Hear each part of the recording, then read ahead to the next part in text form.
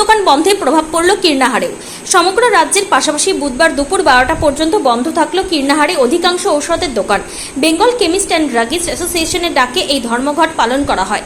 যদিও সাধারণ মানুষের জরুরি প্রয়োজনে প্রতিটি এলাকায় একটি করে ওষুধের দোকান খোলা রাখা হয়েছিল বলে সংগঠনের পক্ষ থেকে জানানো হয়েছে। সংগঠনে কীর্ণাহার জোন কমিটির সম্পাদক অনুপ দত্ত বলেন, ই ফার্মেসির বাড়বাড়ন্তের কারণে ঔষধের গুণগত মান নিয়ে প্রশ্ন তৈরি হচ্ছে। পাশাপাশি ক্ষতির মুখে পড়ছেন ছোট ও মাঝারি ঔষধ ব্যবসায়ীরাও। সেই কারণে এই ধর্মঘটের ডাক দেওয়া হয়েছে বলে জানা যায়। কীর্ণাহার থেকে অনুকূল গড়াইয়ের রিপোর্ট, ক্রাইম প্রেস।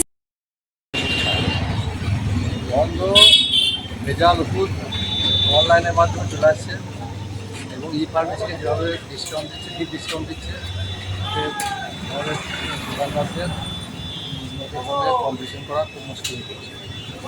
এই কারণে যদি ডিসকাউন্টটা সমানভাবে দেয়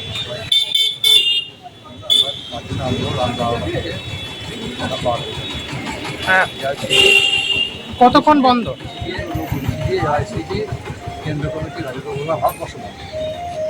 হ্যাঁ, এতে কি কোনো সমস্যা হচ্ছে আজকে বন্ধের জেরে? না না, আমাদের বিশেষ পরিবার জন্য আমার কিনারে কমলা মেডিকেল খোলা আছে, লাভপুরে মায়া মেডিকেল এবং সিগানপাড়ি খোলা আছে, মানে প্রত্যেকটা জায়গায় একটি করে ওষুধ আছে।